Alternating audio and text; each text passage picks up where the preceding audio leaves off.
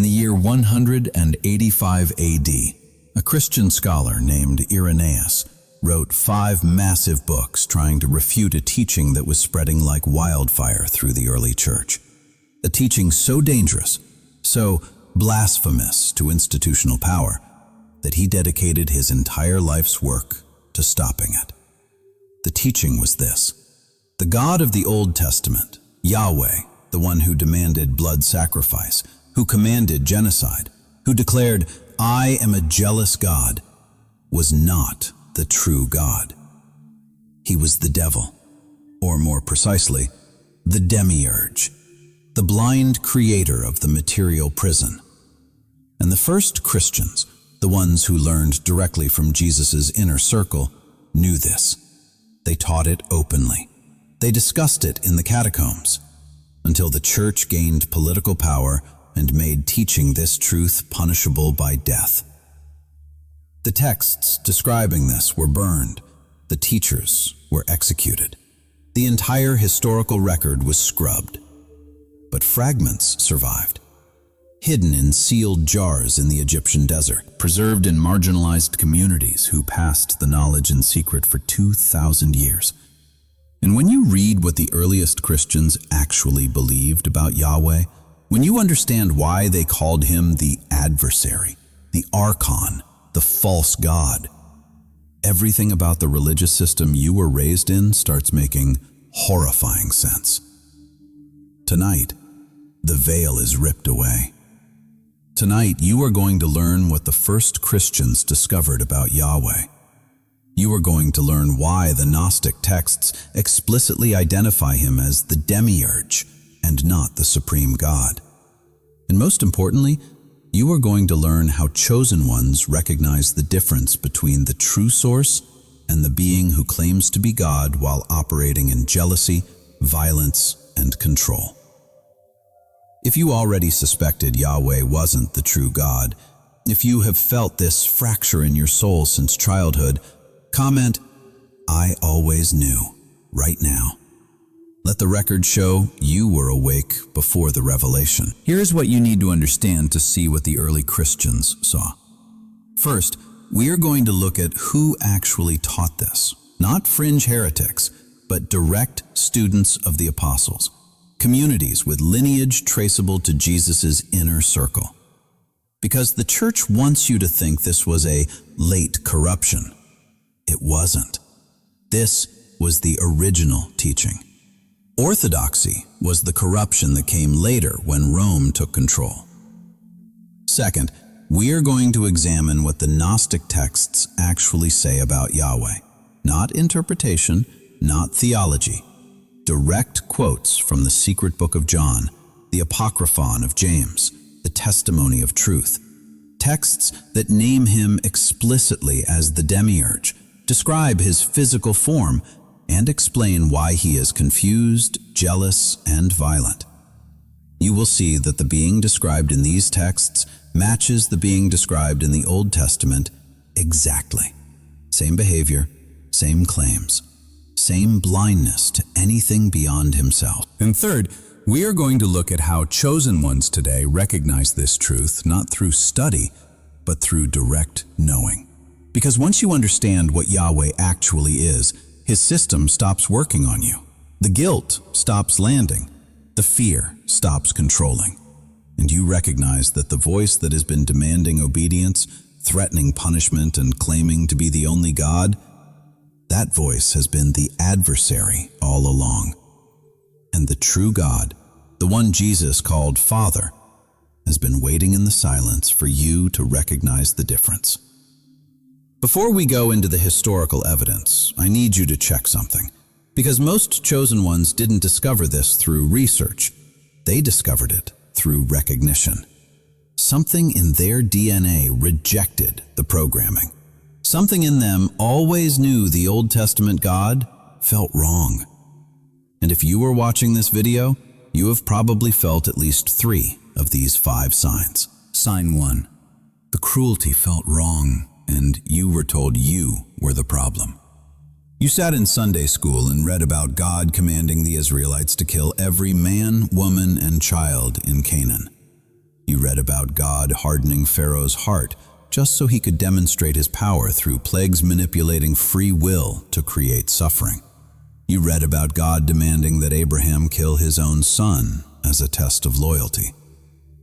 And something in you recoiled. Not because you didn't understand the historical context, not because you were too soft for divine justice, but because you recognized cruelty.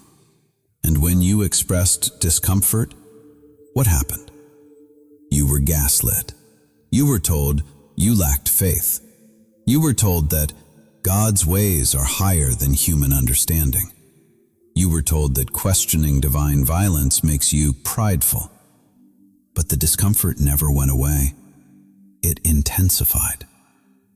Why? That is not the enemy. That is Sophia's wild face saying, "You are free." And then there is the second face, Mary Magdalene. If Lilith is Sophia's wild refusal, Mary is Sophia's illuminated return. Not the prostitute, not the repentant sinner saved by Jesus. That story is a fabrication invented in 591 AD by Pope Gregory, who deliberately conflated 3 different women in the Bible into one and declared Mary Magdalene a whore with 0 scriptural basis. Why? Because they needed her to be broken. Because the real Mary Magdalene wasn't broken. She was awakened. In the Gospel of Mary, one of the texts the church tried to burn, Mary teaches the disciples after Jesus is gone, and they are confused. They are afraid. They do not understand the higher mysteries Jesus showed them, but Mary does. She stands up and says, "Do not weep, do not grieve. His grace will be with you and protect you." Your intuition was detecting a frequency mismatch that theology tried to hide. Sign 3. You questioned why God would need blood sacrifice. The entire Old Testament system revolves around blood. Animal sacrifice for atonement, the scapegoat carrying sins into the wilderness, the Passover lamb's blood on doorposts. And then Christianity claims Jesus as the ultimate sacrifice, God sacrificing himself to appease his own wrath. And something in you thought, why? Why would an infinite loving God need blood? Why would forgiveness require death? Why does this system look identical to pagan appeasement of angry deities? You were told it is a mystery, that the cross is central to faith. But the question lingered because your spark recognized that blood magic is the domain of the Demiurge, not the monad. The true God does not demand sacrifice. Only a false God feeding on suffering requires it. Sign 4. I am a jealous God felt like a confession, not a virtue. In Exodus chapter 20, verse 5, Yahweh declares his jealousy explicitly. The church teaches this as righteous. God deserves exclusive worship, therefore jealousy is appropriate. But you felt the cognitive dissonance, because jealousy is a lack. It is insecurity.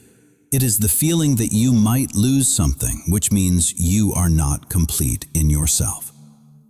An infinite God, the source of all existence, cannot lack anything, cannot be threatened by other gods, cannot be insecure. So when Yahweh declares, I am jealous, what is he actually confessing? He is confessing that he is not infinite. He is confessing that he is aware of other powers. He is confessing that he is defending his territory because his position is precarious. The true God does not need to threaten you away from other gods. The Demiurge does, because he knows he is not the only power. He is just the loudest one in this realm. Sign 5. You felt guilty for existing, and you couldn't locate the source. Not guilt for specific wrongs you had done. Existential guilt. The sense that your very being is somehow problematic. That you were born broken. that you need to be fixed, saved, redeemed from a stain you inherited just by taking a breath. This is the core of Yahweh's system, original sin. You are guilty before you have done anything. You need His salvation before you have committed any transgression. And if you ever felt that and thought, this doesn't make sense, why would a loving God create me broken? Your spark was recognizing the truth. The true God does not create broken things. The Demiurge does. He creates beings in lack so they will depend on Him. He creates guilt so He can offer salvation. It is a trap, and chosen ones feel it as a trap long before they can articulate why. If you recognized yourself in even 2 of these signs, what you are about to learn isn't going to shock you. It is going to confirm what you already knew but didn't have language for yet. Here is why the Church spent 2,000 years trying to erase this teaching. If Yahweh is the Demiurge and not the supreme God, then the entire structure of institutional Christianity collapses. Because Christianity, as it was formulated by Rome, claims continuity with the Old Testament. They claim Jesus came to fulfill the law, not abolish it. They claim the Father Jesus spoke of is the same God who spoke to Moses from the burning bush. But if that is a lie, if Jesus was actually revealing a different God and exposing Yahweh as a false authority, then the religion that controls the world is built on a case of mistaken identity. The clearest evidence comes from the secret book of John, also called the Apocryphon of John. This text was written in the 2nd century and claims to record a vision John the Apostle received from the risen Christ. In it, Jesus describes the structure of reality, how the true God, the monad, emanated divine beings called aeons, and how one of these eons, Sophia, wisdom, created without her consort and gave birth to a distorted being called Yaldabaoth. Here is the direct quote from the hidden text. Listen closely to the description. And when she saw the consequence of her desire, it changed into a form of a lion-faced serpent, and his eyes were like lightning fires which flash. She cast him away from her, outside that place, so that no one of the immortal ones might see him, for she had created him in ignorance. She surrounded him with a luminous cloud, and she placed a throne in the middle of the cloud, and she called his name Yaldabaoth. Yaldabaoth. Not Yahweh spelled out, but the pattern is unmistakable. And then the text describes what he does. This is the first archon who took a great power from his mother, and he removed himself from her and moved away from the places where he was born. He became strong and created for himself others with a flame of luminous fire, which still exists now. And he joined with his arrogance, which is in him, and begot authorities for himself. He creates authorities, the archons. He does not perceive anything beyond himself. And then comes the key line, the smoking gun. And when he saw creation surrounding him and the multitude of angels around him which had come forth from him, he said to them, I am a jealous God, and there is no other God beside me. There it is, word for word, Exodus 20, verse 5. I am a jealous God. But in the Gnostic text, this isn't a declaration of rightful authority. It is a confession of ignorance. He says, there is no other God because he is blind. He literally cannot see the realms of light above him. He cannot perceive the monad or the pleroma. So he looks around at what he has created, matter, the archons, this dense realm, and he genuinely believes he is the only God. His jealousy isn't righteousness, it is madness. It is the delusion of a localized deity who thinks he is the infinite. And his demand for exclusive worship isn't because he deserves it. It is because he is terrified you will discover what is beyond him. The text continues. Yaldabaoth creates humanity, but he cannot animate the body. It is lifeless. So Sophia, in an act of redemption, tricks Yaldabaoth into breathing his power into the human. She breathes the divine spark, the new man, to certain humans, the pneumatics, the chosen ones. And from that moment, Yaldabaoth's goal becomes trapping those sparks, keeping them ignorant, making them worship him. Because if they remember what they are, fragments of light from beyond his realm, they will escape his system. And that is exactly what the Old Testament describes. A God obsessed with obedience, threatened by knowledge. The serpent offering gnosis in Eden, and God punishing Adam and Eve for wanting to be like gods. This is Yaldabaoth. This is the Demiurge protecting his farm. And the early Christians who read these texts and then read the Old Testament said, they are describing the same being. Another early text, the Testimony of Truth, is even more explicit. It inverts the Eden story. It says the serpent was not the deceiver. The serpent was Sophia, offering knowledge to humanity. And Yahweh was the liar. Quote, what sort is he then, this God? First, he envied Adam that he should eat from the tree of knowledge. And secondly, he said, Adam, where are you?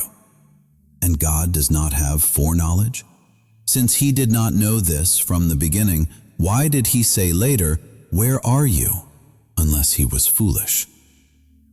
The text is calling Yahweh foolish, limited, not omniscient, a pretender claiming abilities he doesn't possess.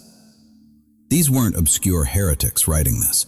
The Apocryphon of John was found in multiple copies in the Nag Hammadi library, suggesting wide circulation. The communities preserving these texts claimed apostolic succession. They traced their teaching to disciples who knew Jesus directly, and they taught openly. Jesus came to reveal the true Father above Yaldabaoth, and to expose the Old Testament God as the architect of this prison. You have been serving the wrong God from the beginning. Every appeal to Old Testament law, every claim of Abrahamic continuity, every use of divine wrath to control behavior, all of it serves the Demiurge, not the true Father.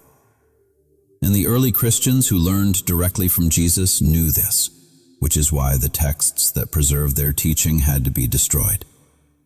You do not need a PhD in Gnostic studies to recognize this truth, because the difference between the Demiurge and the monad isn't intellectual.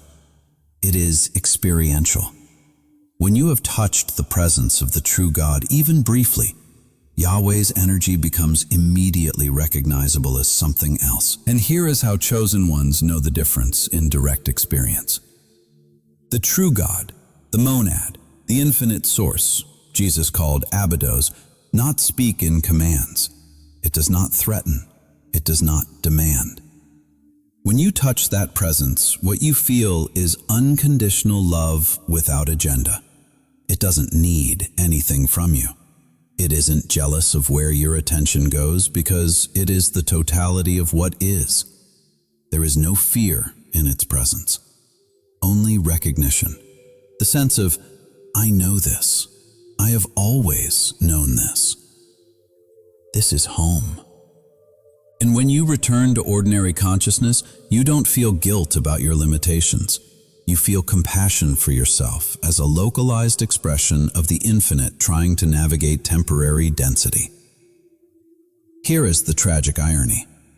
The church that claims to follow Jesus chose to serve the God Jesus came to expose. Because when Rome adopted Christianity in the 4th century, they needed a religion that supported imperial power. And Yahweh's system does that perfectly. Hierarchy, obedience to authority, divine sanction for violence against enemies. The God who commands genocide is very useful to an empire. The God Jesus revealed, the one who says, love your enemies. The kingdom is within you. You are the light of the world. That God undermines empire. That God makes people ungovernable. So the Gnostic texts that preserved Jesus' actual teaching were declared heresy. The communities teaching direct knowledge were massacred, and Christianity became Yahweh worship with Jesus' name pasted over it. The religion that killed Jesus won, and for 2,000 years it has been calling itself by his name. But the teaching survived, because truth does not die. It waits. And chosen ones throughout every generation have recognized it, sometimes through texts, sometimes through direct gnosis. And now, you know it. Yahweh is the Demiurge. The early Christians knew. The church erased it. And you have just remembered what they tried to make you forget. Now that you know Yahweh is the Demiurge and not the true God, your entire relationship with spiritual authority changes. You are not rejecting God. You are recognizing which God is real. And when you withdraw your faith, your fear, and your obedience from Yaldabaoth's system, something in you settles. The background anxiety that has been running your whole life just stops. Because you are not waiting for approval from the jealous God anymore. You are recognizing yourself as an expression of the infinite. And that recognition is what Jesus actually taught, not salvation through belief, liberation through gnosis. But understanding this creates a question. If Yahweh's system has been controlling humanity through religion for thousands of years, what is the structure of that control? How exactly do the archons keep the chosen ones trapped? In the next video, I reveal the archon hierarchy, the 7 rulers under Yaldabaoth, what each one governs, and how to recognize their influence in your daily life. Because once you see the system, you cannot be controlled by it anymore. If you have recognized Yahweh as the Demiurge, do 3 things right now. First, comment, "I always knew," below. Let other chosen ones know they are not alone in this recognition. Second, subscribe to Divine Codes, because the next video exposes the 7 archons under Yaldabaoth, their names, their domains, and how they control humanity through religion, government, and thought. Third, like this video so the algorithm shows this to other chosen ones before it is suppressed. The church tried to erase this teaching once. They will try again. Share it while it is visible. Do all 3 now, and when you pray tonight, if you still pray, don't pray to Yahweh. Pray to the true Father, the one Jesus revealed, the one who doesn't demand, the one who doesn't threaten, the one who doesn't need your fear, the one who has been waiting in silence for you to recognize you were never separate. That is the real God.